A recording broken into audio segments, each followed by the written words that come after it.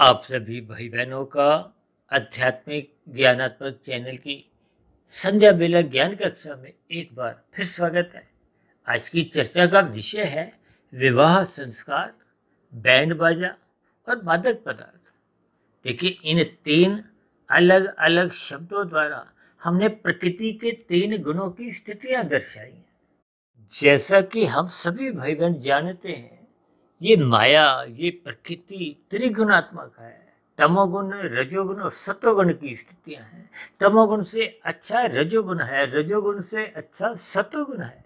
अक्सर इन सभी स्थितियों पर हम सुबह ब्रह्म मुहूर्त ज्ञान उपदेश कक्षा में और शाम को संध्या बेला ज्ञान कक्षा में कुछ भौतिक विषयों को लेते हुए प्रकृति की तीन गुणों की स्थितियों को, लक्षणों को हम समझाने का एक प्रयास करते हैं, ताकि ब्रह्म मुहूर्त में जब हम गंभीर विषय लेते हैं, शास्त्रों की सैद्धांतिक बातों पर चर्चाएं करते हैं, तो फिर उन सभी गंभीर विषयों की आपको में एक यथार्थ ज्ञान समझ में आ जाए।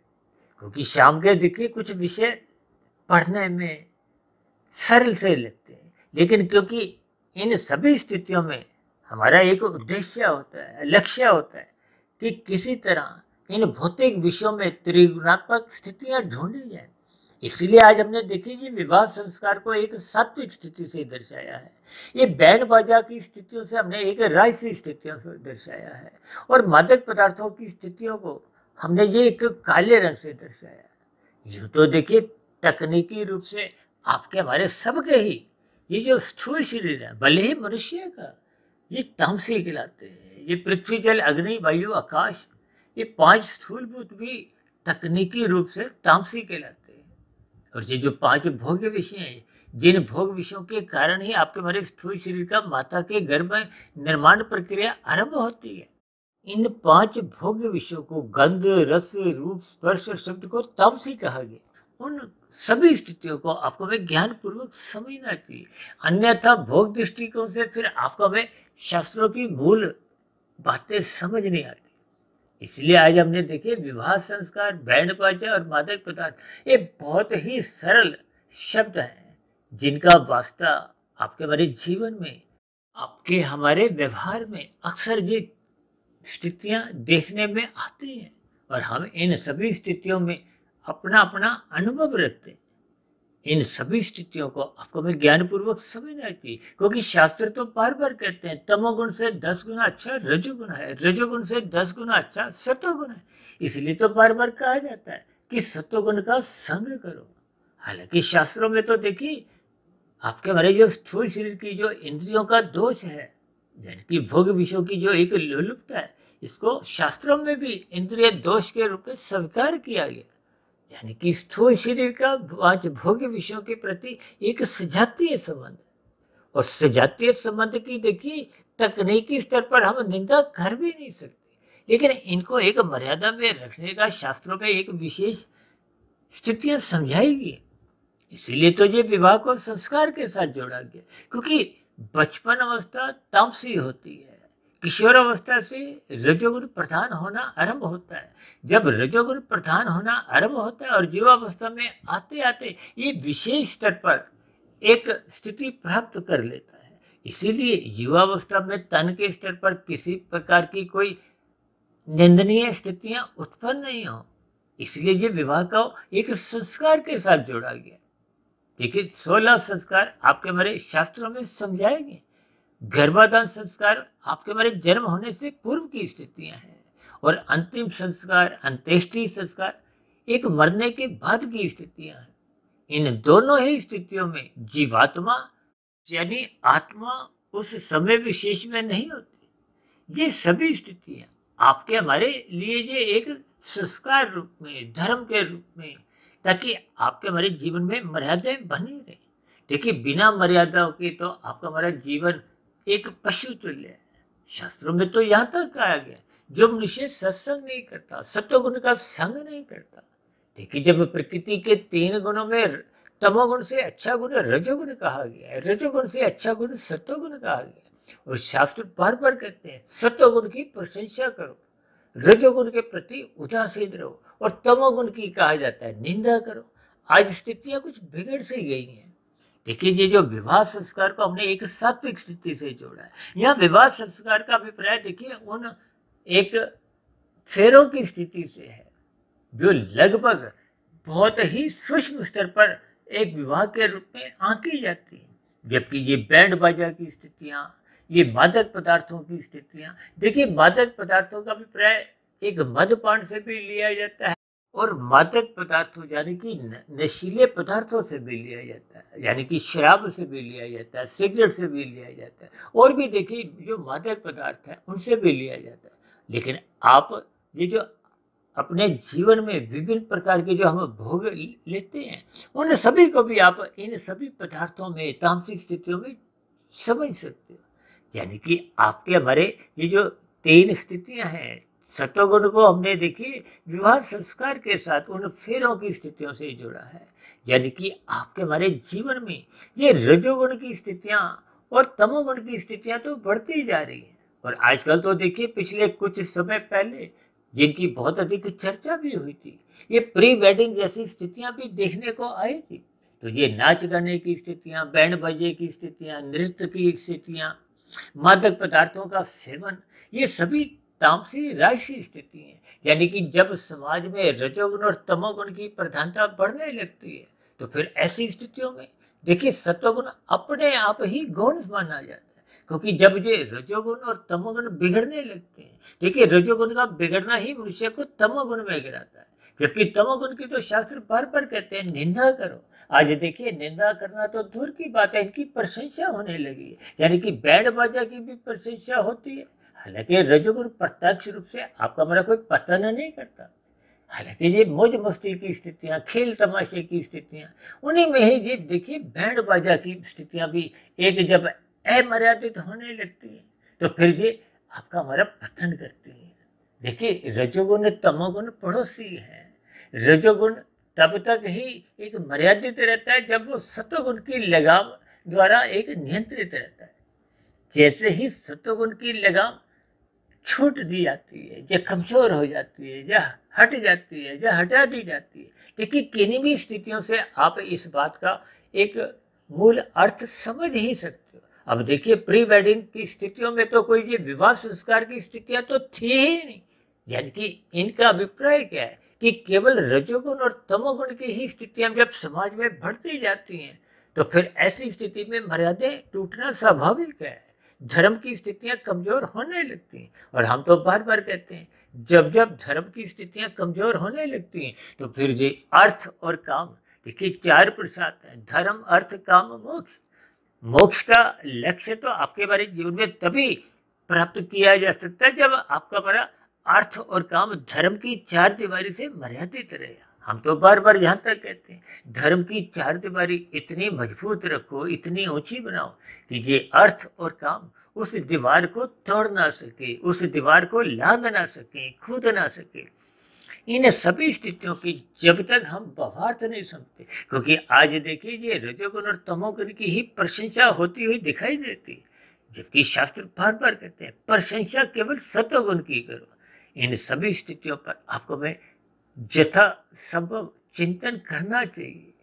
आज देखिए विवाह संस्कार के प्रति तो लोगों की कोई विशेष एक रुचि नहीं होती, बस उदासीनता सी बनी रहती है। यानी कि इन सभी स्थितियों के आप अर्थ और भावार्थ सब स्वयं ही समझ सकते हो। यानी कि जिसके प्रति आपको हमें एक प्रशंसा करनी है उसके प्रति आपकी हमारी उदासीनता बढ़ती जा रही है, और जिसके प्रति आपको हमें उदासीन रहना है उनकी प्रशंसा बढ़ती जा रही है। यानी कि बैंड बाजा मादक पदार्थों की प्रशंसा बढ़ती जा रही है, जबकि बैंड बाजा के प्रति तो आपकी हमारी एक उदासीनता, रजोगुण के प्रति एक उदासीनता की एक सलाह शास्त्रों में ही समझाई गई है, और मादक पदार्थों की तो निंदा के रूप में कहा गया। इसीलिए तो भागवत पुराण में देखिए भारत जैसे आध्यात्मिक देश में तो ये भागवत पुराण की साप्ताहिक यज्ञ तो बहुत जगह होते रहते हैं, और उनमें तो स्पष्ट शब्दों में दूध कीड़ा, मद्यपान, स्त्री संग, हिंसा और अनीतिगत कार्यों से कमाए गए धन को एक निंदनीय स्थानों से जोड़ा गया है, कलयुगी प्रवृत्तियों से जोड़ा गया है। इन स्थितियों का संग करने से मनुष्य में कब कितनी तामसी वृत्तियां जागने लगती हैं, पशु वृत्तियां पनपने लगती हैं, तो फिर उसके व्यवहार में पाप कर्म सहज ही होने लगते हैं। इसीलिए शास्त्र कहते हैं कि इन 5 निंदनीय स्थानों से दूर रहो, इनका संग मत करो। और आज मनुष्य देखिए इन 5 स्थितियों का, कोई मनुष्य देखिए 5 ही स्थितियों में अपना जीवन बिता रहा है, कोई 4 स्थितियों में, कोई 3 स्थितियों में, कोई 2 स्थितियों में, कोई 1 स्थितियों में। तो उसी अनुपात में फिर आपके हमारे जीवन में वो जो पाप कर्मों की स्थितियां हैं बिगड़ती जा रही है, आपका हमारा कर्माशय बिगड़ता जा रहा है। जब कर्माशय बिगड़ता है तो आपके हमारे संस्कार भी बिगड़ते हैं। ये दोनों स्थितियां बिगड़ते बिगड़ते आपका हमारा कारण शरीर बिगड़ता है। कारण शरीर बिगड़ने पे फिर मनुष्य की मरने के बाद पुनः मनुष्य योनि की प्राप्ति होना संभव नहीं है। इन सभी स्थितियों पर मनुष्य चिंतन नहीं करता, विचार नहीं करता, यानी कि इन सभी स्थितियों पर आपको में गंभीरता पूर्वक चिंतन करना होगा। इसलिए आज मैंने देखिए आज की संध्या बेला ज्ञान कक्षा में ये 3 साधारण शब्द इसीलिए लिए ताकि इन 3 शब्दों पर आप और हम चिंतन करें, मनन करें, शोध करें। अन्यथा ये बिगड़ती हुई स्थितियां, यानी कि जब जब रजोगुण तमोगुण बिगड़ने लगते हैं, सतोगुण की न्यूनता रह जाती है, तो इनके परिणाम भी कोई अच्छे नहीं आते। आज अदालतों में या एक अस्पतालों में आप कुछ स्थितियां ऐसे ही देखते हो। देखिए जब भोग विषय बिगड़ जाते हैं तो स्थूल शरीर के स्तर पर एक रोग की स्थितियां उत्पन्न होने लगती हैं। इसी तरह विषयों का चिंतन 24/7 बने रहने से फिर मन बुद्धि के स्तर पर सूक्ष्म शरीर भी बिगड़ने लगता है। आपके हमारे व्यवहार में मानवता समाप्त होने लगती है। तो फिर ऐसी स्थितियों में ये जो न्यायालय की स्थितियां हैं उन पर भी आप जो स्थितियां हैं लड़ाई झगड़े की, संघर्ष की और ये तलाक की भी कुछ ऐसी ही स्थितियां आप अक्सर अदालतों में देखते हो। इन सभी स्थितियों पर सकारात्मक भाव से आपको में चिंतन करना होगा, यानी कि अपने मिले हुए जीवन में एक राजसी स्थितियों को, विषय भोगों को सत्वगुण की लगाम से नियंत्रित रखना होगा। जैसा कि स्वयं भगवान श्री कृष्ण जी ने गीता में अर्जुन के रथ के 5 घोड़ों की स्थितियों को उन भोग्य विषयों से ही दर्शाया है। उन 5 घोड़ों की लगाम को आवारागर्दी करने से पूर्व उनकी लगाम को अपने स्वयं के हाथ में रखें। देखिए लगाम का अभिप्राय मन से है, क्योंकि ज्ञानेंद्रियां और कर्मेंद्रियां तो जड़ है। ये मन ही उनको जैसा जहां जिस दिशा में ले जाता है। और मन के ऊपर देखिए एक बुद्धि तत्व है, बुद्धि को ही सही गलत की पहचान है। इसलिए भगवान ने उस लगाम को अपने स्वयं के हाथों में रखते हुए यही ज्ञान उपदेश दिया कि आपको वे गुरु के प्रवचनों को सुनना है, अपना जीवन अनुशासित बनाना है, संतुलित बनाना है, ब्रह्म मुहूर्त में उठना है, शास्त्रों का स्वाध्याय करना है। ये सभी स्थितियां श्रद्धा पूर्वक सत्संग किए बिना संभव नहीं है। यानी ये सभी सात्विक स्थितियां जब मजबूत होती हैं तो फिर आपके बारी आत्मा की परमात्मा से एक सुमुखता बढ़ती है। और सुमुखता होने से आपका हमारा ज्ञान अवरत नहीं होता। और परमात्मा क्योंकि आनंद स्वरूप सत्ता है तो उतने उतने अंश में फिर आपको में आनंद की झलकें महसूस होती है। इन सभी स्थितियों के ज्ञान विज्ञान को आपको में समझना चाहिए, क्योंकि भगवान श्री कृष्ण जी ने गीता में इन 3 गुणों के तमोगुण, रजोगुण और सतोगुण के ज्ञान को ही गूढ़तम ज्ञान से समझाया है, संबोधित किया है। इसलिए हम देखिए शाम को संध्या बेला ज्ञान कक्षा में कुछ भौतिक स्थितियों को इस प्रकार हम परिष्कृत करते हैं ताकि संसारी बातों की जो त्रिगुणात्मक स्थितियां हैं उन पर हम चिंतन करें और यथासंभव अपने जीवन में सत्वगुण का अधिक से अधिक संग करें। अन्यथा ये रजोगुण और तमोगुण की स्थितियां आपके हमारे जीवन में धर्म की मर्यादाएं तोड़ने लगती हैं, कमजोर करने लगती हैं। इसलिए तो शास्त्र बार बार कहते हैं धर्म को प्रथम स्थान में रखो। और ये प्रथम स्थान पर रहने से ही आपके हमारे जीवन की जो एक नैतिक स्थितियां हैं, मानवता है, ये सहज ही आपके हमारे जीवन में प्रथम स्थान पे बनी रहती है। यानी कि जब जब धर्म प्रथम स्थान पे बना रहता है तो फिर आपका हमारा रजोगुण अमर्यादित नहीं होता। जब रजोगुण अमर्यादित नहीं होता तो फिर मनुष्य तमोगुण में गिरते ही नहीं है। जब हम तमोगुण में ही नहीं गिरते तो मनुष्य के अधोगति की स्थितियां, पतन की स्थितियां उत्पन्न नहीं होती। इसलिए तो शास्त्र बार बार कहते हैं सत्संग करते रहो। सत्संग की गैर मौजूदगी में ये पशु वृत्तियां पनपने लगती हैं, और पशु वृत्तियां पनपने का अभिप्राय क्या है? आपके हमारे व्यवहार में ये अर्थ और काम बिगड़ने लगते हैं, तो फिर आपके हमारे व्यवहार में ये पशु वृत्तियां नाचने लगती हैं। इसलिए इन सभी स्थितियों पर आपको में चिंतन करना होगा।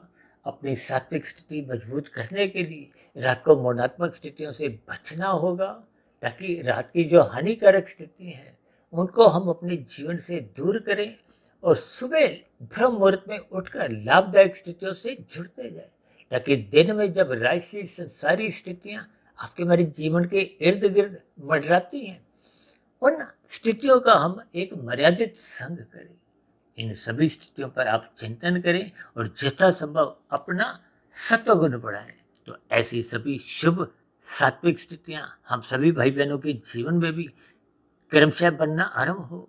इन्हीं शुभकामनाओं के साथ चर्चा विशेष को अब यही विश्राम देते हैं। कल सुबह फिर मिलते हैं ब्रह्म मुहूर्त ज्ञान उपदेश कक्षा में।